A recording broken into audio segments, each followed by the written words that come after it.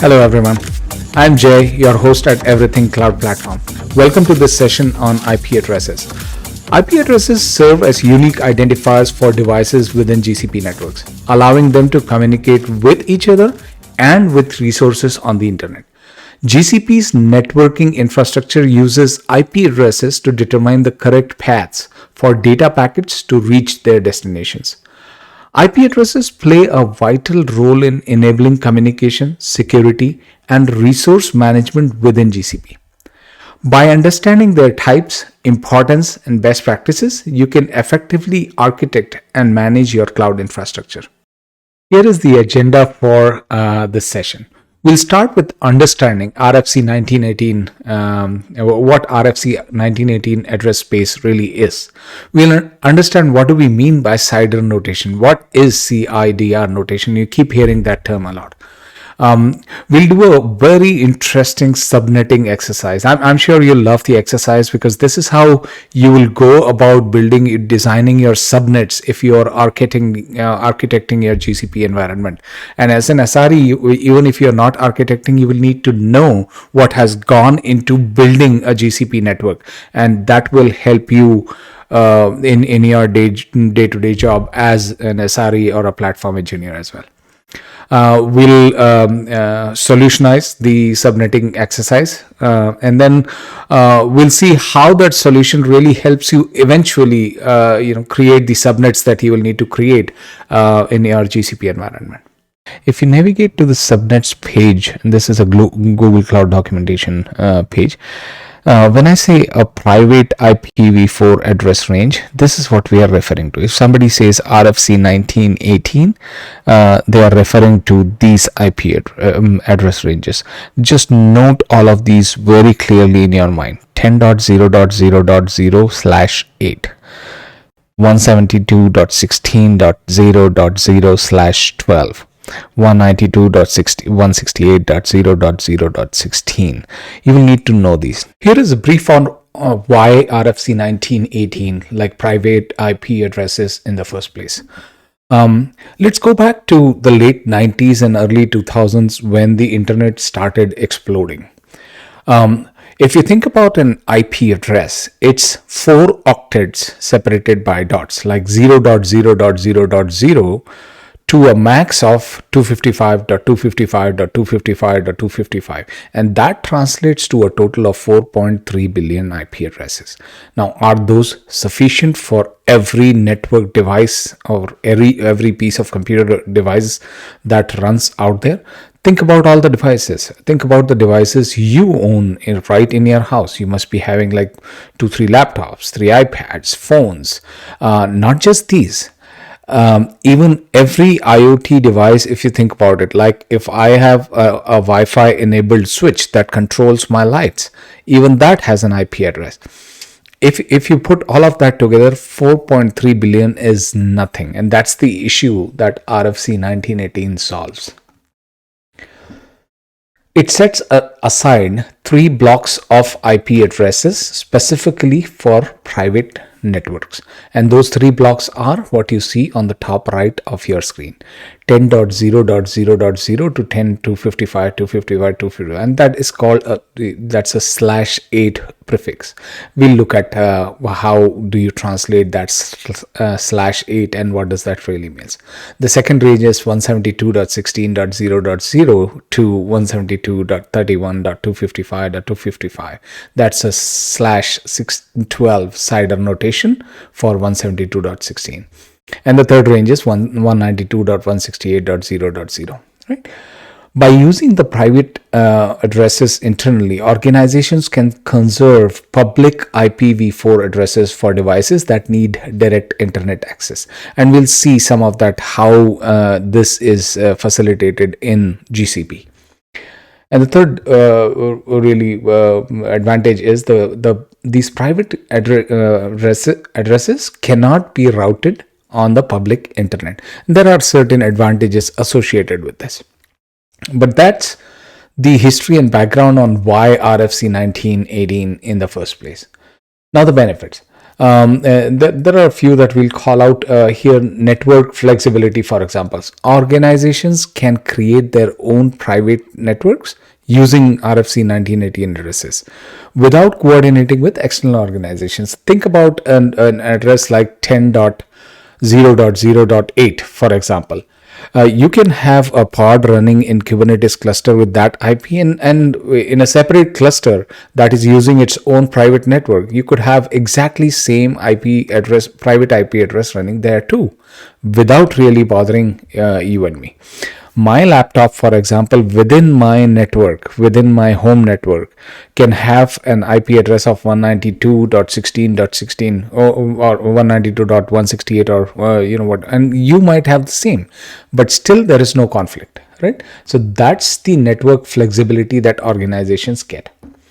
Enhanced security. Devices using private addresses are not directly accessible from the public internet, providing a layer of security. Simplifying network administration, because these addresses can be used and reused within different private networks without conflicts. All right.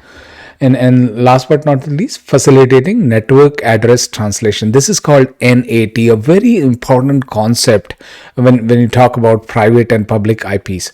So it's like say exposing one public IP address, and all the private addresses within that private network get masked behind this NAT, the network address translation.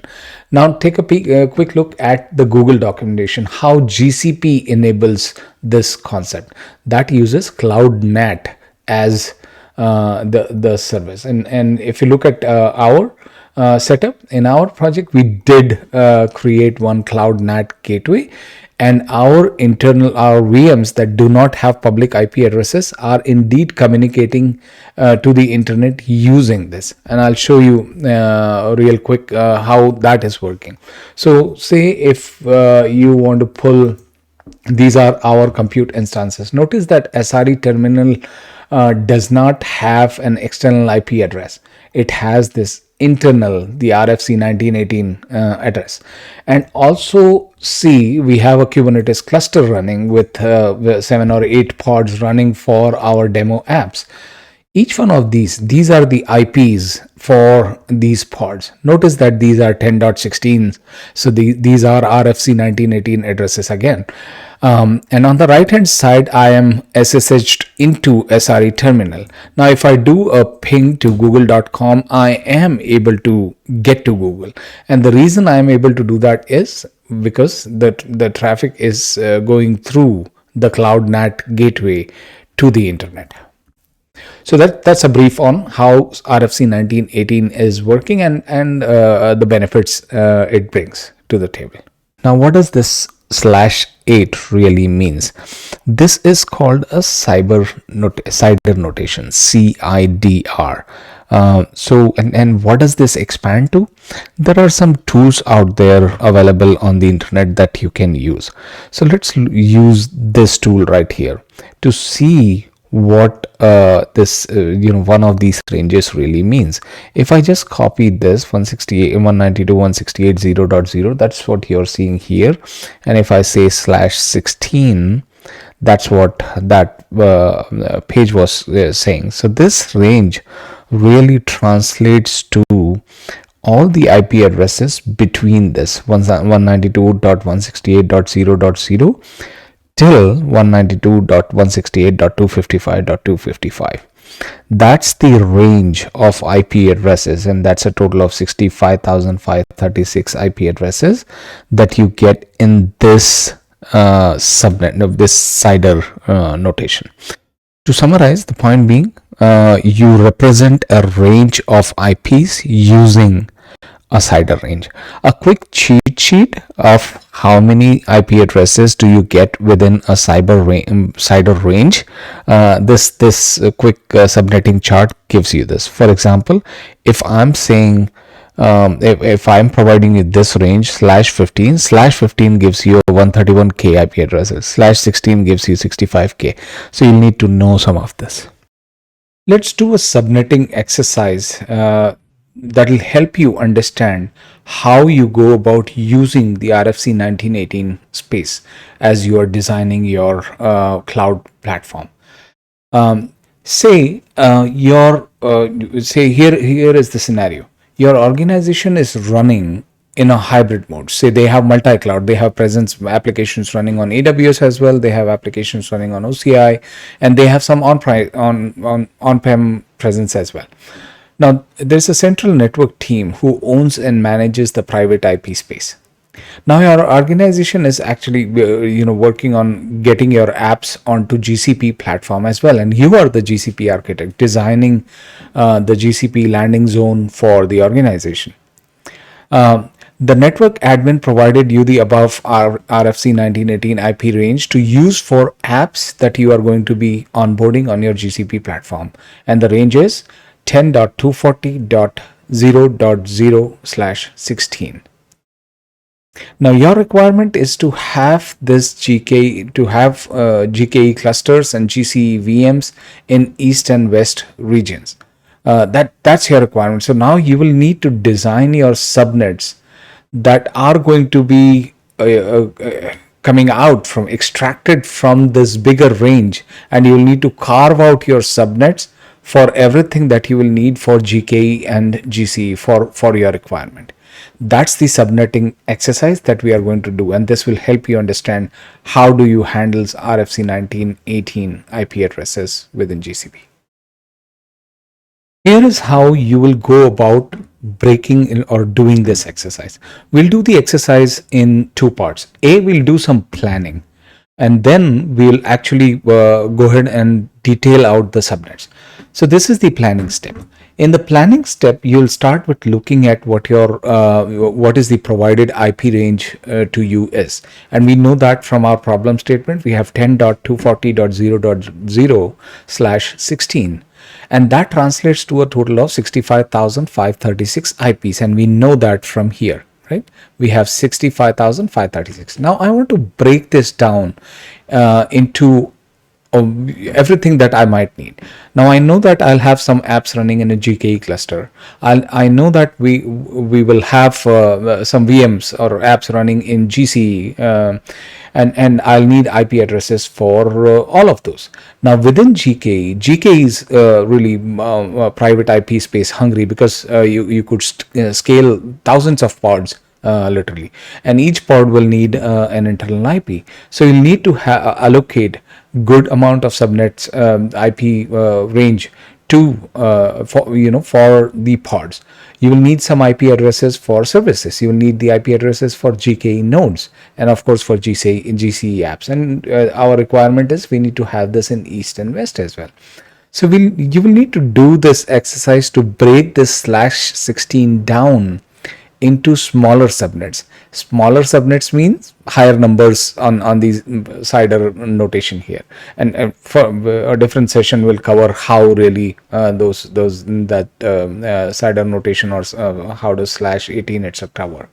But yeah, the point being, you'll need to break this /16 network into smaller subnets. Say and based on my calculations, experience, you will do your research and you'll come up with how do you want to break this 65,000 out. And this is one way of doing it. You can absolutely break increase or decrease some numbers here and there according to your needs, but this is the best that we could go with. So say if I say for GKE pods in East, I will allocate a /18 that translates to 16,000. For GKE pods in West, I'll allocate another /18 that translates to 16,384. For services /19 each, that translates to 8,000 here, 8,000 here. For both nodes and apps, I'll do the remaining /20, which is a total of 4,000 each, and that exhausts everything. Now this is our planning. Subnetting is still not done. We will, when you go about creating a subnet in GCP, you will need a little more information than just this, and that's what we are going to do in the next step. To build the subnets, now you'll need to do this exercise. From our planning sheet, we got this planning done. Now translate this planning, sort this by the highest number of hosts to the lowest number of hosts. And that's what we just did. We just sorted them in this order. Now we go after the first one. The first one is /18. So if I'll use this subnet calculator.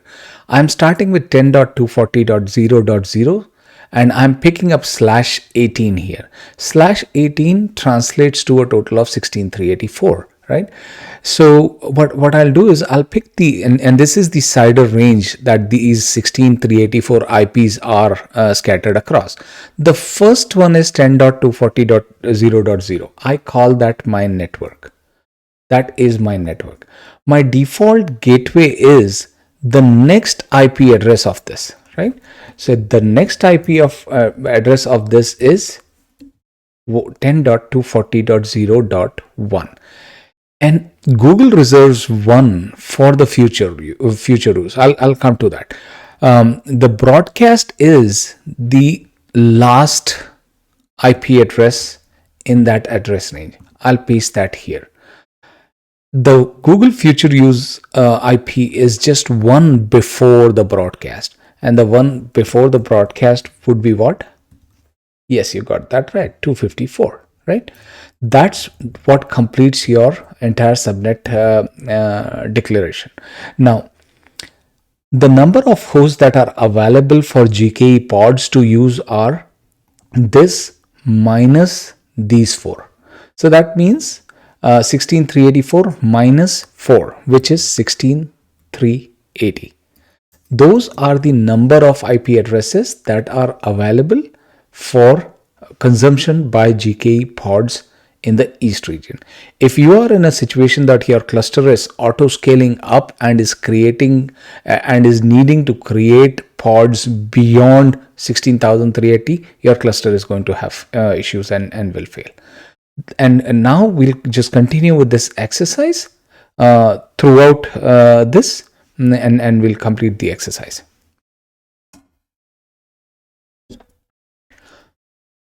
Let's just continue with following this pattern to the next line.